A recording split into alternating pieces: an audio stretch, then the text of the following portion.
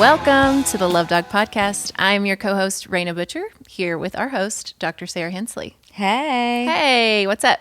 Oh gosh, not much. Excited for episode 2 of our series on sex and intimacy. And we just started season 2 with our new set, and we are ready to go. We have a very special guest. Would you introduce her? Yes, we have the Yoni Nutritionist, aka Adrienne.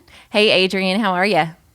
Hi, I'm good. Thank you. How are you? So good. Thank you so much for being here. We are so pumped to have you on. I've been following you probably for about a year now on social media, and you are just such an inspiration, and you've given me just so much clarity and hope. And so just tell our listeners a little bit about yourself, tell them what you do, and really what you have to offer. Oh, I appreciate that so much. My name is Adrienne, and I am the Yoni Nutritionist. I'm a holistic nutritionist that specializes in nutrition and lifestyle practices for women's sexual health, particularly vaginal health, particularly helping women heal the root causes of recurring vaginal infections.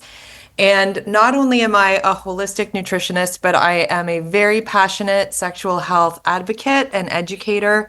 And after living with STIs and dealing with my own vaginal health issues for most of my sexually active life, I have learned so much, and I've learned that there's still so much stigma around these things, which I am trying to help end by educating people and supporting people who are going through these very common things and who feel very alone. Yes. Because I did. Yes, absolutely. And I think that that's what's going to be so valuable for our listeners. And what we talked about, when we talked last week is I know a lot of people that Dr. Hensley deals with in her practice and amongst couples, that a lot of people come in, talk to you about maybe some infidelity that they had. Yep. And which then, STIs end up being a part of that infidelity. right. And oftentimes that's how they found out that there was infidelity because they were diagnosed with an STI. And it just kind of quadruples the trauma that they experience, right? Not only being cheated on, but also now their health being somewhat put at risk. And they feel completely traumatized and alone and lost. And they may have gotten a diagnosis of HSV, which is, I know, something that you talk about a lot, which is, herpes. And it is so common. And it is something that still has so much stigma around it. And I know the clients that have come to me and kind of had this experience are wholly, lost and not knowing what this means for their future, what it means for, if they end the relationship. I've had clients say, now I don't feel like I can end the relationship because nobody will want me after this has happened. And it is just, so heartbreaking to see how deeply they are affected, a lot because we just don't have good information and because of the stigma that still exists. So will you talk about that a little bit?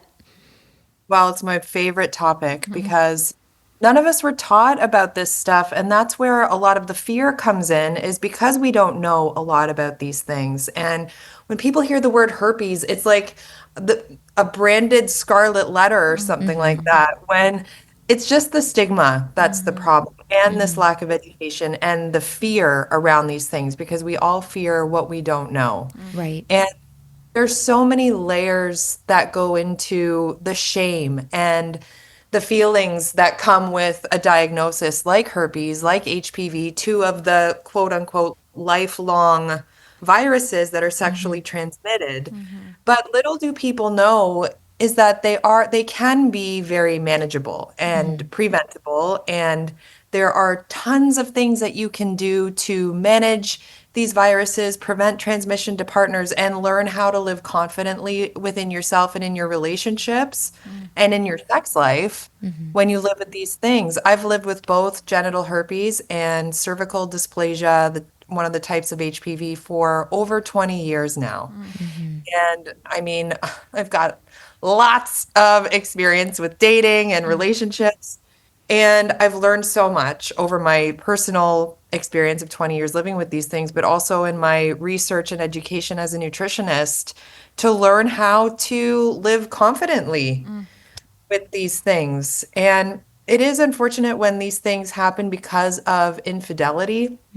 A lot of times, though, of course, they do happen because of infidelity, but what a lot of people don't know is that both of these HPV and herpes viruses can be asymptomatic in people for a really long time. Very long time. Yep. And that's something that I didn't know specifically about HSV. I actually did my dissertation on HPV and the shame and the stigma and how it affects romantic relationships. And what I found in my dissertation research, which I actually published like 7 years later in 2017, is that people just didn't know anything about HPV. They didn't know anything about it, despite having lots of ads like around Gardasil and the vaccine and everything. People just didn't know. And it's the most prevalent, And it's the most right? prevalent one. The research shows literally if you're sexually active and you have more than one partner, you're going to get some strain of HPV. But a lot of the times, the body clears it without it ever being sort of picked up on a pap smear or anything like that. And usually the risks of cancer associated with HPV are pretty low if you are being screened and taking proper, post-diagnosis treatment protocols. So talk to us a little bit about, what people should do if they get this diagnosis and they feel really lost. What's the first step? What would you tell people to do? Well, the best thing that people can do is learn about it. And I feel like it's both a herpes and HPV diagnoses can be so overwhelming. And because of the shame that people feel and they feel like they did something wrong, so many people don't even want to say the word herpes. So a lot of people will just kind of go into denial and not believe it and not want to do any of the research or learn about it because it's just too much, which is understandable because it's like, it's not just the physical stuff, it's all of the emotional stuff that's attached to these diagnoses. So people sometimes would rather just avoid. Yeah. I don't want to deal with this right now. Sweep it under the rug. Right. Yeah, so I think But it'll rear its ugly head eventually in one way or the other, You're going to have to face it. Yeah, and knowledge is power. Like there are so many it's really so interesting. I think it's interesting to learn about these things and understand how they work. Take the sexual transmission out of it for a second because that's where the stigma comes from and learn about these things, how they work as viruses because that's what they are. And really it depends on the health of your immune system to manage these viruses and prevent them from developing into long-term health issues like cancer or prevent transmission and prevent recurrence of symptoms and outbreaks. Right. So there's so many things that when you learn it, when you can see it in that way, in that kind of non-sexual lens for a second, you kind of like, oh, Yeah. It's a virus. It was so interesting in my dissertation. I had a group of women diagnosed with HPV, and I had a group of women that were coming to College Health Services for diagnosis of mono or Epstein-Barr virus, right? Which, of course, it used to be labeled the kissing disease, but you can get Epstein-Barr, by drinking after someone or whatnot. And we did find a huge difference between the groups in terms of how they viewed their diagnosis and the stigma associated with it and the shame that they felt and the guilt that they felt and how they felt like it affected their romantic relationships. And so essentially both HPV and Epstein-Barr are viruses that live in the body. Epstein-Barr can have some pretty serious consequences if it rears its ugly head. It can give people long-term chronic fatigue. It's associated with some kind of nasty health issues if it recurs. And yet the people that had Epstein-Barr were not the tiniest bit worried, right, about that diagnosis, whereas the women who had HPV reported significant shame, guilt, depression, and distress associated with their diagnosis. And isn't it interesting because it's related to sex and sexual transmission. And I think women's sexual health has been so stigmatized and shamed for so long. And not talked about. About. Nobody's talked about it. Right, because, gosh, all you have to do is look at the internet trolls that are, telling you you're dirty and gross and you shouldn't be talking about this or, you're promiscuous or you must have been, doing a bunch of really bad things to acquire this diagnosis. And we know that is just not true. It doesn't take promiscuity to get an STD. You can get an STI the very first time you have sex. Yeah. you can get an STI when you're married, and yes, infidelity happens, but it's also not only because of infidelity.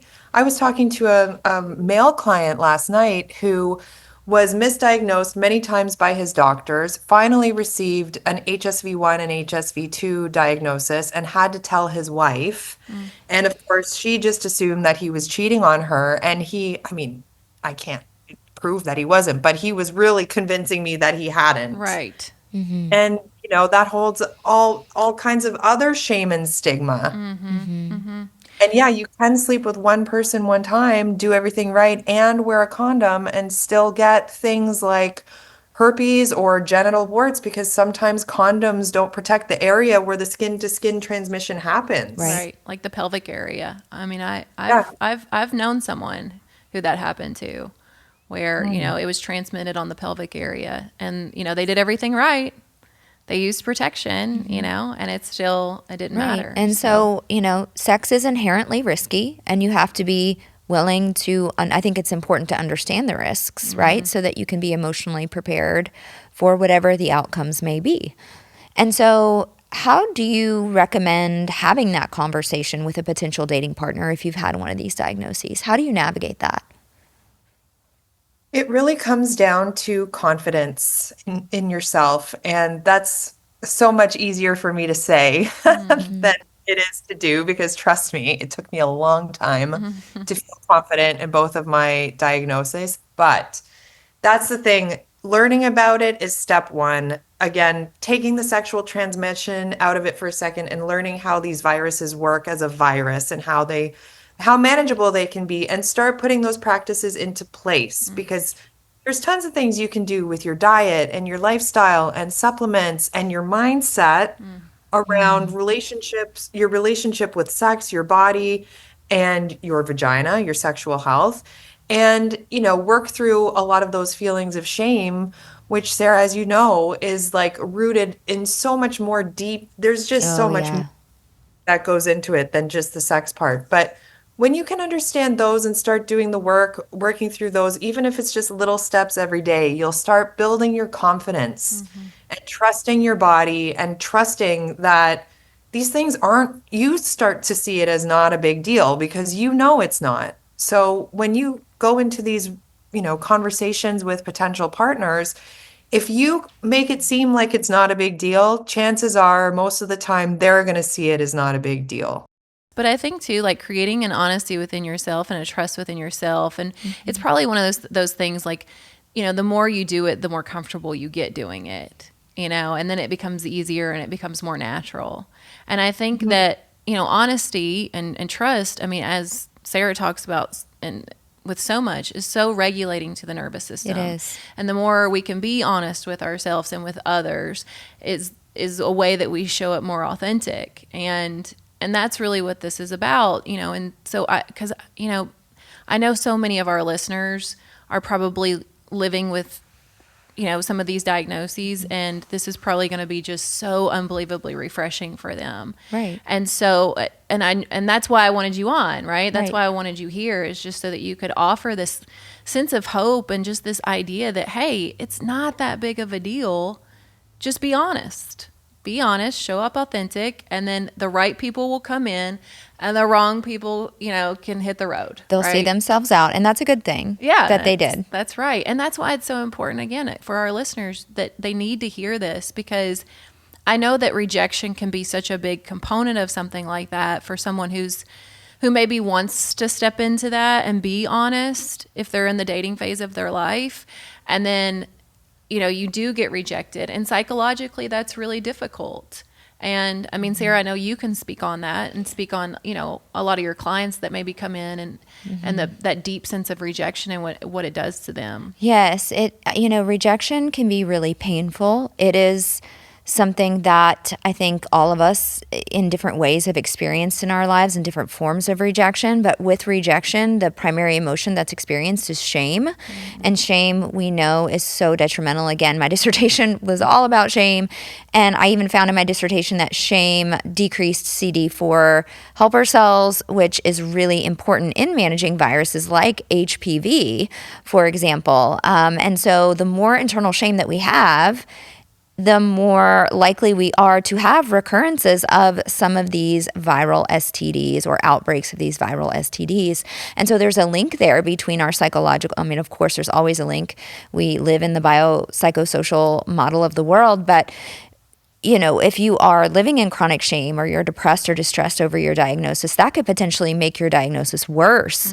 And so it is so important to know how to process any shame associated with rejection and to be able to see that objectively, that rejection is usually coming from a lack of understanding, right? And a lack of comfort that somebody has with this diagnosis because they don't know about it. They don't know that you can live with it and that you can manage it and that you can prevent transmission. And so that it's not a scarlet letter. And like I just try to tell my clients, those people probably have more deep-rooted issues with intimacy than you knew about, right? In this dating phase. And they're probably doing you a favor by walking away, because when other things come up in your relationship that is difficult, they're probably going to be inching away from that as well. So let them see themselves out, and the people that are able to lean in and the people that are able to accept you and to be understanding are the people that probably have more capacity for intimacy in the first place. Yeah, rejection's a myth, right? Like it is a myth. I mean, spiritually, it's a myth. I mean, you're never rejected. You have a God that will never leave or forsake you. So, I've had plenty of experience, battling rejection throughout my entire life. And it wasn't until I got really close with God that healed that for me. But for those that, don't have that relationship, you have to understand that rejection is a shame-based emotion, and shame is just so incredibly painful. And we have to be able to learn how to deal with our internalized shame. And that's something we've talked about a lot. But and I think that when you can see it from the perspective of, rejection isn't always rejection. It's just somebody's lack of capacity to understand, right? And so, or to want the same things you want. Exactly. And so it's not, because I mean, obviously I've dealt with rejection. I think all females have in some way, shape, or form, and males, of course. I mean, pretty much everybody's dealt with some form of rejection somewhere in their life. It doesn't feel good. Nobody loves it. Nobody likes it. Yeah. But what's your story behind it, right? Is your story that, yes, I am shameful and I am, I'm inherently bad or defective now that I have this diagnosis? Or is it that, this happens to, I believe the statistic on herpes is 1 in 5 people, if that's still correct or still updated. And so that's a heck of a lot of people, right? Yeah. That's 20% of people. Yeah. So we're talking about a good handful of the population is dealing with this. And so talk to us a little bit about specific dietary interventions for HSV or HPV or some of those longer lasting, viral diagnoses. Obviously, ones that can be cured with antibiotics, we're dealing with a different beast here. But for those long lasting diagnoses, talk to us a little bit about your recommendations for diet, for supplements, for things for our listeners that might be diagnosed with these issues. Well, thinking about these things as viruses, you can kind of relate to it as in managing the common cold, which is also a virus, because it can be that simple. It's really keeping your immune system strong. So that means trying to reduce any kind of chronic inflammation, because chronic inflammation can suppress your immune system, which can bring up these viruses. Also managing your stress, especially around with herpes, because herpes is a virus that lies dormant in the nerves. So the stress is going to trigger it. But there are also other triggers that sometimes that are food-based for people. So for example, with herpes, foods that are high in the amino acid called arginine, just think of arginine as bad. Okay. And all foods have this amino acid arginine in them, but some foods have higher amounts of arginine in them. For example, chocolate, nuts, seeds, corn, oats, everybody's favorite things, all of mine. Meats, like all foods have some have higher amounts of arginine in them, which can replicate the DNA of the herpes virus and trigger it in some people. Like I've talked to people who will get triggered by eating peanut butter or puff pastry or something random. Or even if they have an alcoholic beverage, a glass of wine or two, they'll have an outbreak. And it's not like that for everybody. But those are just generally the foods that you want to pay attention to when you do live with herpes. There aren't really specifically any foods that are triggers of the HPV virus because it's a little bit different the way it works.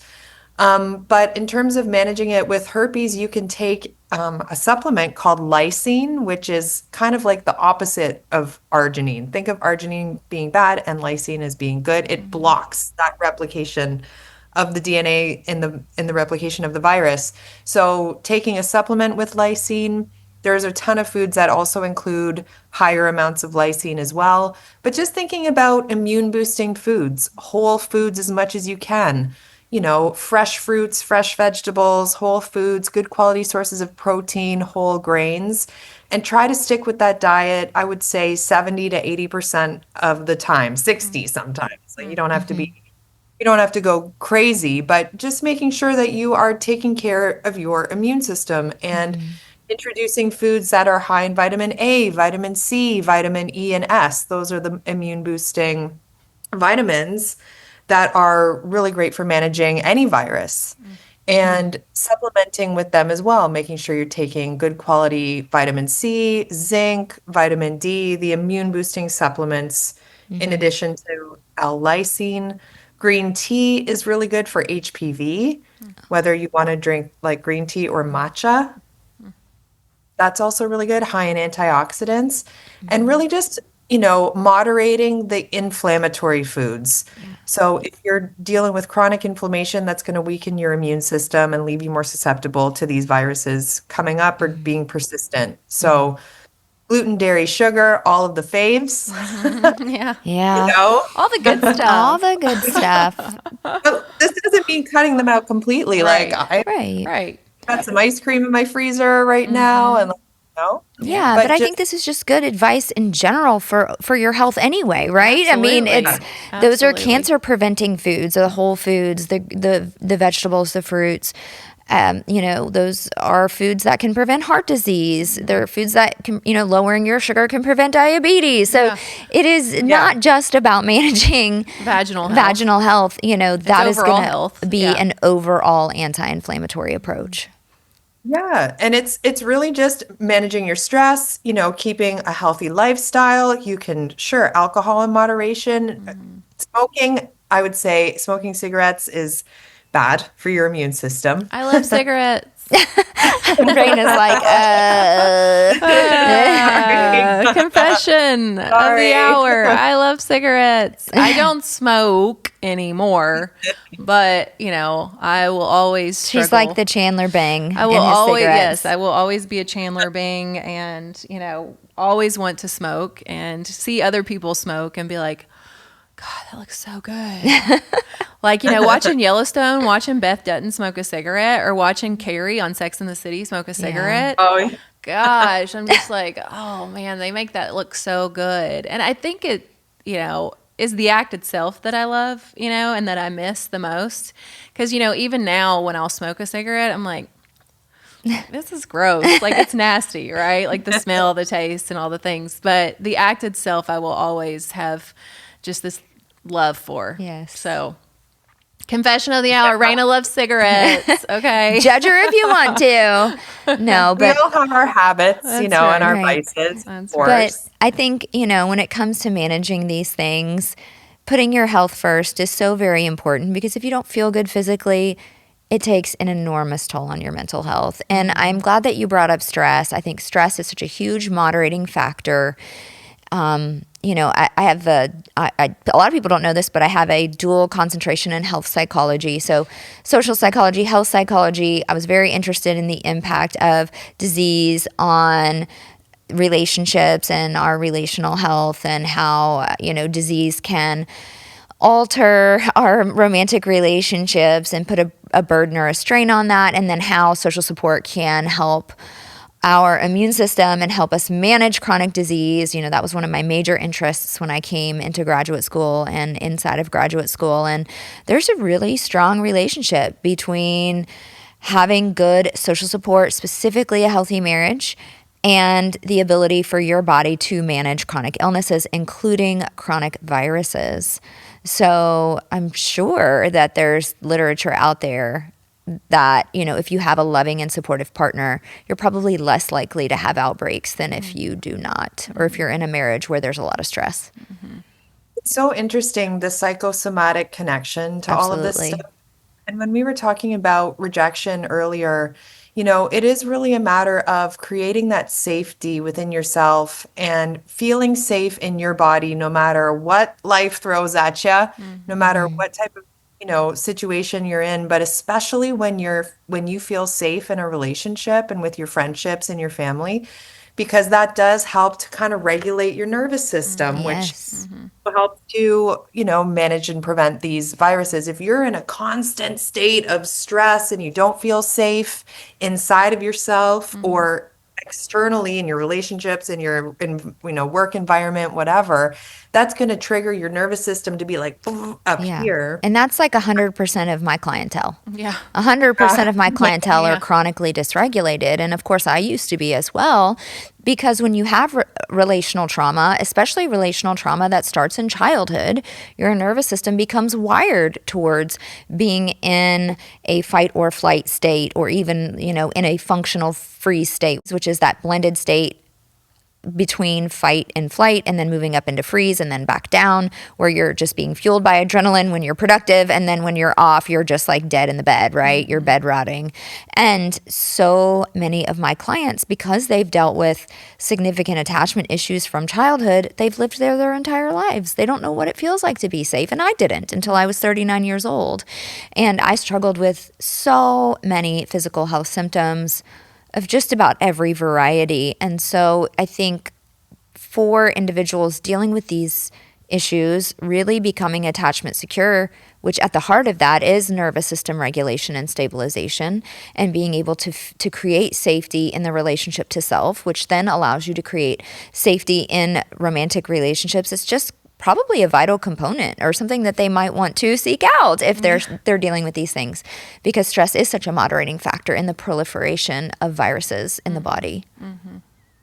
Yeah, and that's a lot of work. I mean, I went real deep for a few years in my own, healing of my own trauma and stuff, because some of this stuff is so subconscious and it's so deep Yes. that you don't even know why you feel like this or why these are happening. And you just think, why me? And feel sometimes we'll fall into the victim mode and not even realize that these things are happening for a reason. And sometimes when these things come up, especially if you're getting chronic herpes outbreaks or persistent HPV infections, it's instead of, I used to go into this like spiral of shame and anxiety and what's wrong with me and what am I doing wrong? And instead of seeing it like that, I started to try to see it as, what is this trying to show me? And what is this trying to teach me? And really trying to understand what my body was literally screaming Right. at me. And that's when I can kind of work backwards to start kind of understand patterns and connect dots and do a lot of the deep emotional trauma work that was really dysregulating my nervous system, causing my at one point, chronic symptoms. Right. And it sucked. Like it was Yeah. hard, Yeah. Yeah. And I know but so useful. I know that you also, I mean, we've talked a lot about STIs, STDs, but you also work with clients, who just want a healthier vagina, right? And a healthier sex life. And so I'm curious, how do you help those people? Because I know a lot of our listeners are going to be intrigued by just overall vaginal health, right? And a better sex life. Because overall, a better vagina equals better Yeah. sex. Yeah. Yeah. And it benefits everybody. Yeah, right? everybody's happier. That's right. Yeah. I also help women who struggle with other chronic infections like yeast and BV and UTIs, because that is a whole nother. Bacterial and fungal infections are also just a whole other ball game. But it's really about learning about this stuff and understanding how your diet can be crucial to your vaginal health and how it is connected, because it's essentially connected to your gut health. And really just getting more in touch with your body and learning what to eat that works for you, not just what to eat, but how to eat. And also just like sexual empowerment. We've been taught to be quiet about these things for so long, but I think it's so important to talk about masturbation and like pleasure, and not just sexual pleasure, but like our loving ourselves. Right. Because it took me a really long time to learn how to love myself and unlearn all the BS that I grew up learning from my parents who didn't Right. love me. Yeah. Yeah. Yeah. And feel empowered in my body and confident in my body and in my sexuality too, and in my relationships with my friends and people, my family as well. Yeah. And I think There's so much it is so important to talk openly about sexuality. And this is something that I tried really hard to do with my son, because I felt like so I was a preacher's daughter and we were a little sheltered. And so I feel like growing up, like sex in general always had this stigma that it was bad and that you shouldn't do it. And if you do it, then, you're damned to hell. And when in reality, sex is like the most normal thing there is, right? Like everybody does it. Like if any of us have anything, the one thing in common we have is that we all have sex, right? And we all, and so it's like, why not normalize it and talk about it more openly? So, because what it ended up happening for me and what I tried not to do with my son is to say, oh no, you can't have sex, right? No, I said, you're going to have sex. I know you're going to have sex. Probably, yeah, do I wish you'd have sex? I mean, get married and then have sex? Sure, every parent wishes that, but that's not going to happen. So you're going to have sex, and I'm here if you need to talk about it. Because I had the opposite effect. Because sex felt so taboo, it made me want to do it more, Yeah. It made me want to try. It made it more interesting. It made it more like reactance. There's actually a psychological term for that. It's called reactance, where you feel coerced or controlled or pressured to not do something. Therefore, you want to do it more. Right. And it leads to things like sexual promiscuity, right? And I mean, I can be a testament to it. I had some sexual promiscuity in my life, and I feel like because, I remember the day that my mom found out that I was having sex. It was like the frickin' roof blew off the house, she was an emotional wreck and thought it was like the end of the world, when the best response she could have given me would have been like, okay, let me educate you. Let's talk. Let me give you some education on maybe the risk that comes along with sex and, maybe what you should and shouldn't do. And that would have gone over so much better. Yeah, absolutely. And, I have a teenage daughter now. She's 14. And, of course, I do believe that is too young to be having sex. And that, luckily, I think she agrees with me. But, there's going to come a point in her life where she's going to be potentially pressured and or wanting to make this decision for herself. And, I do emphasize that my personal faith belief is that God designed sex to be in the covenant of marriage because of the protection that it offers, right? Because there are risks, right? And diseases and pregnancy and all of those things are risks. And if those things happen in the covenant of marriage, you're so much more psychologically protected, right? If it's a good marriage. If it's a good marriage. But that's not necessarily how everybody's journey is going to play out, right? And I don't have ultimately that control to be like, hey, yeah, you're gonna, what can I do? Handcuff myself to her, right? It's not gonna, it's impossible to know what choice she'll make. And so if she's going to make a choice, I just want it to be an educated choice, and I want it to be a choice that will protect herself and that will help her to be able to navigate the complexities well. Yeah. And I think as women, we just, again, like the more we talk about it, the more you release the stigmas around it, the more natural it becomes. And then there isn't the need for the promiscuity that comes along with it. And then I think that's how you prevent things like STIs, STDs. It's through the knowledge. It's through talking about it. It's through being honest and open. And honestly, that's why when I found you, I was like, this woman is so refreshing. It was just so refreshing because it was really the first time that I saw someone that was just like, no, I'm going to talk about this, and I don't care what you say, and I don't care what you think. Yeah, and that is really brave. And we need so more of that in this and society. So beautiful, and again, just really refreshing. So thank you. Yes. Thank Thank you you for so everything much. that you do and for the education that you bring. And like you mentioned, just things like chronic BV. Now that we have research coming out showing it's sexually transmitted, and so many women have been gaslit Yeah. by being told, like, you're just wearing, your panties are too tight, or it's You're this or wearing it's sweaty that. clothes for too long. Yeah. I don't know. And no, actually, you're getting it from your partner. And there are things like uroplasma, for example, that are associated with or I had pre-prom. So my daughter, my first daughter, was born 5 weeks early. I had spontaneous rupture of the membranes, and then found out later with my second child that I had uroplasma, which is a bacteria, and it can cause rupture of the membranes. And I remember thinking, oh my gosh, did my husband cheat on me? Well, he was cheating on me for sure. He was cheating on me the whole time and I didn't know it. But my provider was like, well, not necessarily. It's not something that like is routinely tested for. He could have had this forever. And then, it's not something we routinely test for. And I do think they should routinely test women for it if it's related to early birth or rupture of the membranes. And there are so many things that we need to be talking about and considering that we're not. And I know that women who struggle with chronic yeast, chronic BV, chronic UTIs, it's really, really hard on them. And we need more information to help women versus just, well, here's your next round of antibiotics. And then they're on this like vicious cycle of like, well, I took antibiotics for my BV and now I have a yeast infection. Now my gut's a mess. And then, then it just starts everything all gets over. messed up. Yeah. I've had women come to me crying because they have been on rounds of BV because their doctors have misdiagnosed them with BV. And I said, go back to your doctor and ask them to test you for ureaplasma or mycoplasma, which is another very stubborn strain of bacteria that feels like BV, yeast, or UTI, but is a completely different bacteria. And sure enough, positive.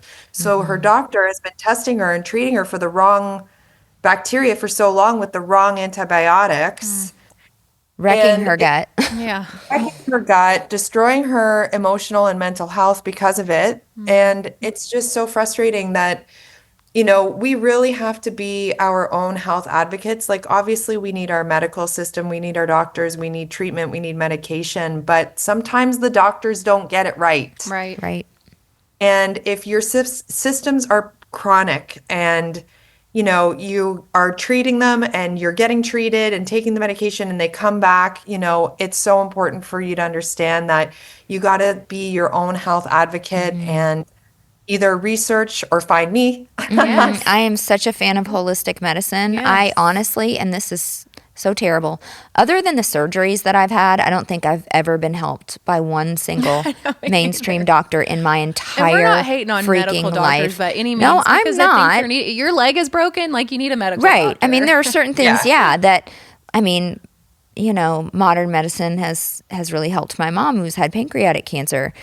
But I'm also like, at the same time, we probably have natural ways to treat so many things that we either just don't know about or people aren't going to the right providers to be able to get access to that information. Our food system is flawed. We all know that, and it's leading to a lot more than what we even realize. But I think the good news is, I think the human race is like we're becoming more conscious of it more and more every single day, and with every generation. I think that definitely not ours or JP's, my son, and maybe not even his children, but maybe the generation after that. Like, we can get it right in terms of like going back to those old holistic ways of healthy food that's not full of preservatives and actually addicting us to things like sugar. That's just keeping us in this perpetual state of sickness, right? I am fully addicted to sugar. Heck yeah, I am. And I have given it up before in my life and felt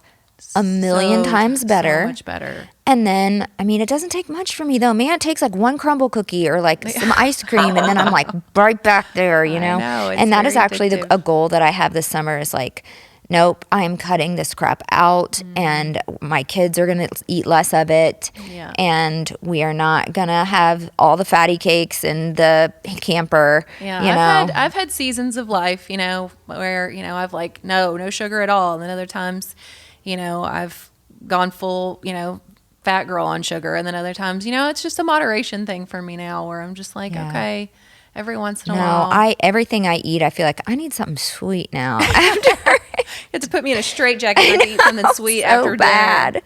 No. It's so bad. This is the reason why I started the Yoni Nutritionist, because I had something called Candida overgrowth, which was basically a systemic yeast overgrowth that took over my whole body. Like I had crazy chronic symptoms that I didn't even realize that were connected to my gut health, and this like overgrowth of bad bacteria and fungus. And I was getting like recurring monthly yeast infections for a year. I had cystic acne on my face, like bad. Like it was very bad. I was embarrassed to go out in public. I was chronically fatigued. I was sick all the time. It was miserable. And my doctor at one point just told me he couldn't help me. He didn't know what to do because he would just send me home with prescriptions and I'd be back 2 weeks later. Something's wrong. And he's like, I don't know what to do. And this was before I even became a nutritionist. So I learned about this Candida overgrowth and I had to do this pretty strict elimination diet and clean it up and do it for about 4 weeks. And my symptoms cleared up in 4 weeks once I changed my diet. Amazing. Food is life, Like- man. Food Yes. is life. It It's is medicine. life. And I think food and stress are the two biggest things that we need to get under control for our health. Because I know that, like, when I had vestibular migraine, I was on a completely they put me on this most restrictive diet humanly possible. I mean, I got so skinny because I could only eat like a handful of things and it was all whole foods and it was great probably for my health. But, it was my stress. It was my nervous system that was so wrecked that was really the cause of these migraines. It wasn't like a glass of red wine, or it wasn't, this or that. It was my stress. And then once I was able to really, truly heal my nervous system, that my symptoms went away. And so I think that there is such a huge, huge stress component to all chronic illness that is not taken into consideration, or it's taken into too much consideration sometimes, right? Like people go to the doctor and like, oh, you're just stressed out. Well, okay, that might be part of it, but usually these things are very synergistic, right? Like there's multiple complex factors and we have to be able to look holistically at the issue of like, okay, let's look at your diet. Let's look at your stress levels. Let's look at whatever supplements you're taking. Let's look at, whether you exercise or how much sleep you're getting. All of those things are really important, and we have to tackle it from the whole picture, I think. Yeah. Yeah. And sometimes doctors, unfortunately, are missing that piece of the puzzle. And I feel like they are more often than not to interrupt you, sorry, but more often than not. I don't want to say, I was going to, they are more often missing that piece. And it's hard because, everybody trusts their doctors and relies on their doctors and just wants a quick fix and a quick pill. But sometimes it takes so much more to address the root causes of any chronic health issue, and people would rather avoid that because they don't feel like they deserve to feel better. They don't want to feel better. They want to stay stuck in those old habits. They don't want to change. They don't want to do the work and grow and give up all their, comfort foods. And I'm like, well, especially when it comes to women telling me their sex life is completely struggling. Their relationships are struggling. And I'm like, what would you rather do? Eat the cake or have sex? Right. Yeah. I mean, at the end of the day, we don't always get to eat our cake or have our cake and eat it too, as they say. Yeah. And for me, I know particularly for managing chronic health symptoms, and this is just in general, like my gut issues, the things that I've had, especially that were associated with trauma, sleep was huge.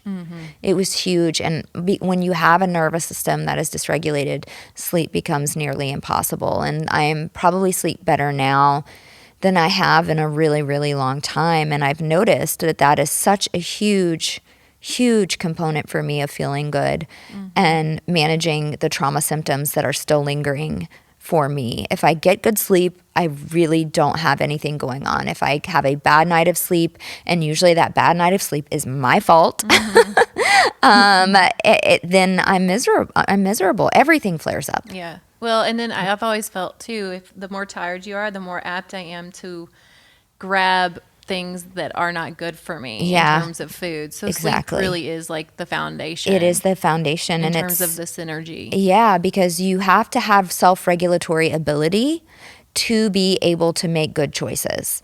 And when you think about self-regulation being like this gas tank, so work stress takes from it, not sleeping takes from it, relational stress takes from it, the stress of having some kind of diagnosis that may be chronic takes from it. And so then it makes it even harder to make these choices, right? And so we have to have support in multiple areas in place for us to have the self-regulatory power to make the good choices, right? So start with one thing. Start with one thing, right? Don't try to tackle it. This is what I would tell people, and what I learned on my journey is like, don't tackle everything at once. Start with one thing, get really good at it, and then add something else in. Like if it's your diet, okay, great. If it's sleep, okay. Whatever it is, start with one thing and then just slowly try to add things in, because you can kind of get that sort of paralysis of like overload of like, I have to change everything in my life and I don't know how to do that. So then I can't change anything. I'm frozen. Right. Yeah. And it doesn't have to be that way.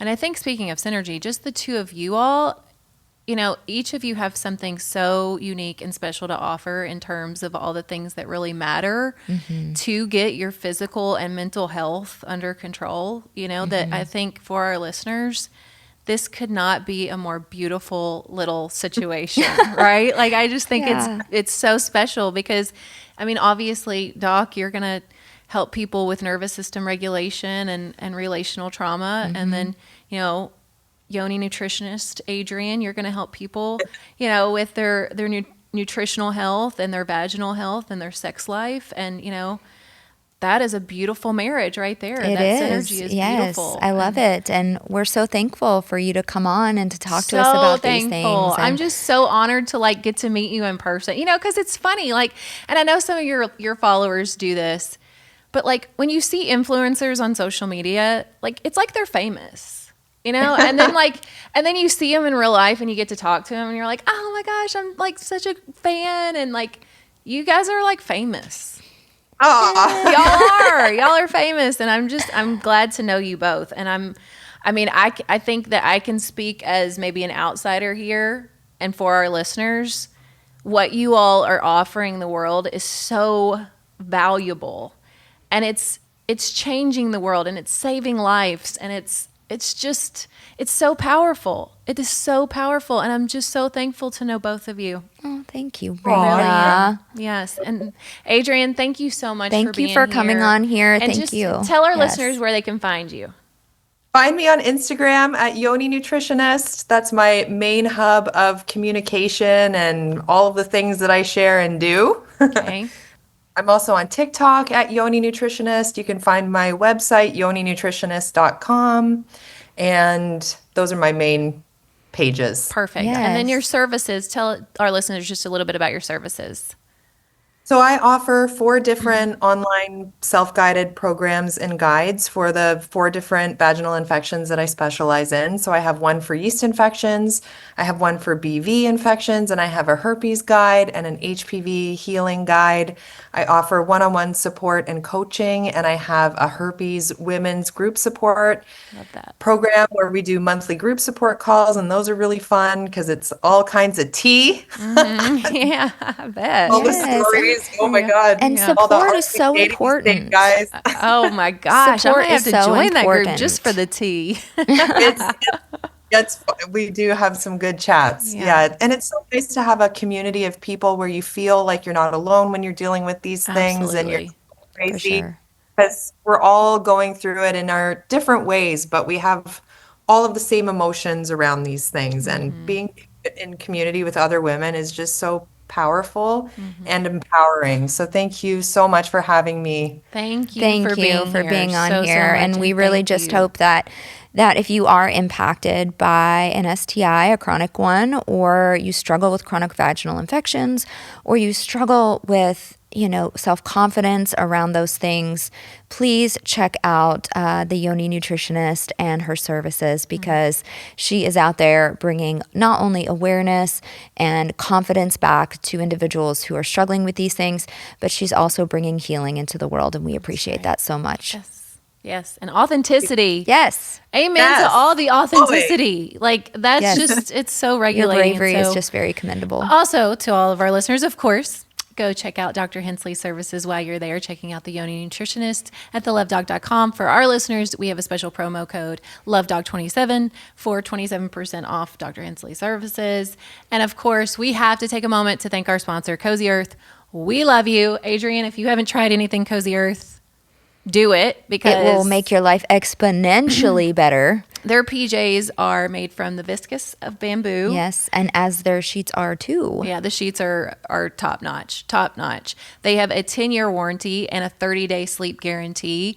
Everything they have is the perfect gift for anyone. And with Father's Day coming up, please go check out the sleep shorts. The sleep shorts for your Sarah's husband loves them. I'm going to have to get some for Josh for Father's Day. Go see them at cozyearth.com. Code LoveDoc. Yes, for 40% off. 40% off, which is very generous. We love you, Cozy Earth. Yes, thank you so much for sponsoring our Cozy Earth. podcast. And thank you, Adrienne. We Thank love you. you. We're good. We're so glad to know you now. And listeners, please go follow Adrienne at the Yoni Nutritionist. Go check out Dr. Hensley. And until next time, peace, love, and perspective.